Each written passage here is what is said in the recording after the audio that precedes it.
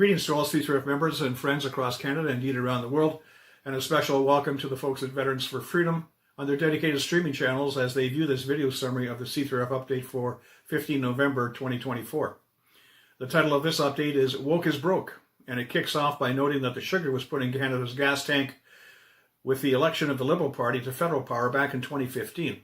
After all, it was shortly afterwards that our newly installed Prime Minister telegraphed his hopes and dreams for a newly constituted Canada when he stated the country was a post-national state with no core identity. This new amorphous entity was the first of its kind with no discernible traditions and mores that deserved furtherance. Rather than this, it was a malleable bit of putty that could be molded into a new reality. As the alchemist's objective was to transmute lead into gold, so our new glorious leader would help us leave the trappings of a Western liberal society behind and usher us into a utopia flush with diversity, equity, and inclusion.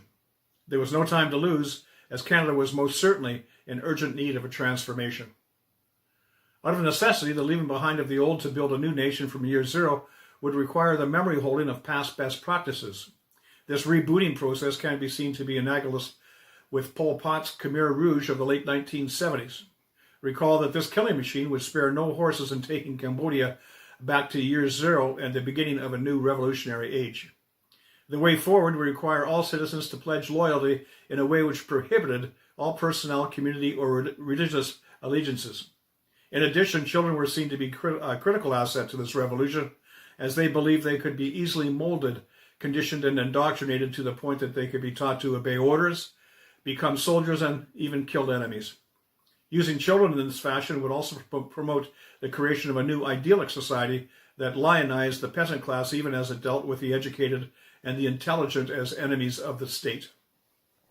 One can be forgiven for seeing a Canadian analogy here, as our new post-national state lauds the cleaving of children away from their parents by force-feeding gender-bender ideologies.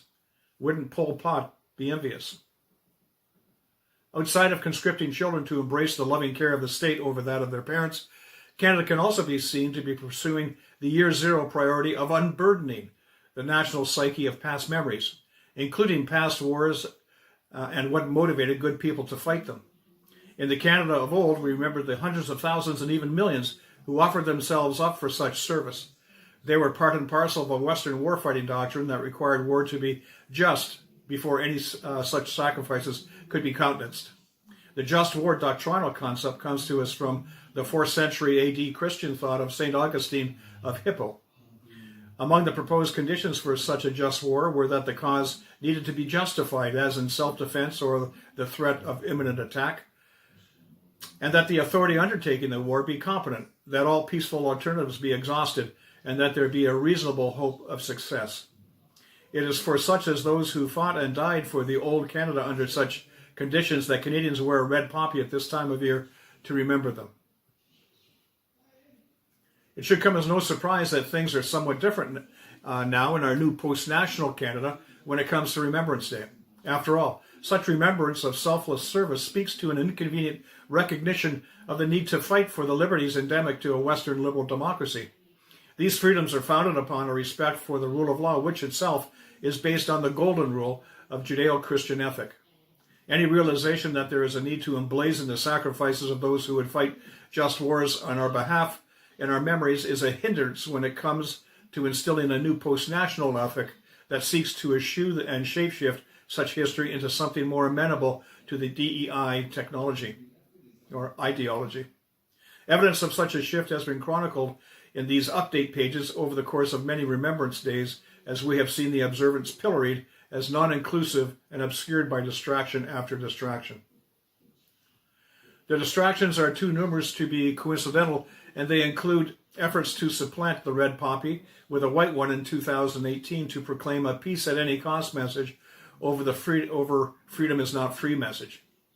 Then there's the raking of Don Cherry over the coals for suggesting in 2019 that you people go out and buy a poppy. And then there's a decision in 2020 by the Whole Foods grocery chain to forbid its employees from wearing a red poppy, even though the chain promoted overt support of the Pride movement the year before. Such distractions would intensify in the following years to such an extent that even Remembrance Day prayers would be forbidden by Canadian military chaplain authorities. The pertinent directive was installed in 2023, is effective for this year's remembrance ceremonies, and states that, quote, chaplains must respect the religious neutrality of the state and follow principles of diversity and inclusion, unquote. As if all this was not enough, the Canadian Day of Traditional Remembrance has been co-opted by the pro-Hamas protests that have been stood up on the heels of the Supernova Music Festival slaughter of 07 October 2023. It goes without saying that such developments obscure the true intent behind Remembrance Day. The shape-shifting of remembrance away from sacrifices made in the prosecution of just wars is hard to pinpoint in time, but rough estimates can be made. The process certainly was not entrained during Canadian military operations in the First Persian Gulf War of 1990 to 91. I can attest with a first-hand account as one of the combatants conducting fighter operations during that conflict that the Canadian public was foursquare in support of our efforts. We received thousands of well wishes from rank-and-file Canadians during the war, and there was no doubt that they were very appreciative of their military's war effort. As well, this positive assessment was on full display over the time period 2005 to 2011, as Canadian troops endured heavy fighting in the Kandahar theater of the War on Terror in Afghanistan.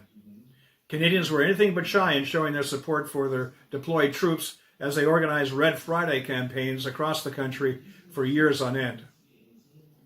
In determining the timing of the shapeshift away from military support and remembrance can be then seen to occur after such public displays of pride and concern for the military and its operations, both past and present.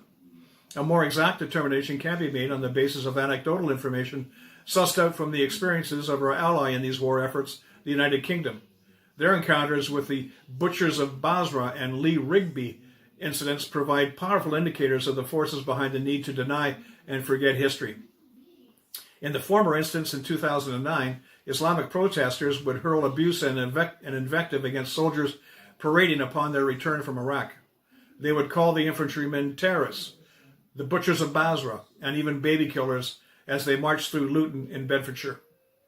The trashing of remembrance has since proceeded apace in Britain, where now poppies in the colors of the Palestinian flag have become part of the scene, and citizens are called upon to remember terrorists and the human shields they used for cover. In the second instance, in 2013, after his return from Afghanistan, Fusilier Lee Rigby was assailed by two jihadists who proceeded to run him over with their car before hacking his head off in broad daylight in London. These anecdotes, in conjunction with the reckless ramping up of migration from countries that were known to host populations hostile to Western ways and way of life from 2015 onwards, boded ill for assimilation and social cohesion. Nevertheless, Western political leadership, including Canada's, chose to proceed with its fire hose importation with neither plan nor infrastructure in place. Once again, we see the rarefied but disconnected woke notion of diversity, equity, and inclusion blinding leaders to their sworn duty to serve country and citizen, and instead untether themselves from such responsibilities. Would anyone rise to challenge and reverse the resulting societal death spiral? It now looks like that someone will be the newly minted President-elect Donald J. Trump. He has a proven record of standing against preferred woke narratives of the day to challenge broken borders, useless wars, dangerous streets, and drag queen story hours that target our kids. He could be counted on to walk away from globalist initiatives and institutions like Agenda's 2030's climate change accords and the World Health Organization, respectively. It is not a stretch to say that woke is inevitably broke in the United States under his presidency, and the knock-on effect for Canada and the rest of the world is truly consequential. What to do, for example, with the $50 billion plus investment in standing up an EV industry in Canada that will now have no anchor in the American economy? How will Canadian industry compete with its U.S. counterparts as their energy costs skyrocket, at the same time competitors south of the border take advantage of drill baby drill policies and a newly energy independent America? Is it too much of a stretch to say that woke will necessarily be broke in Canada as a result? Will that produce a corollary in the form of a return to the observation of a traditional Remembrance Day? In closing, a reminder to join us at CanadianCitizens.org, where you can see this update in its full glory with all the links to all the cited documents. Simply go to the News tab at the top of the page and select C3RF member updates from its drop-down menu. Until next time, this is Russ Cooper signing off, wishing you and yours much happiness and freedom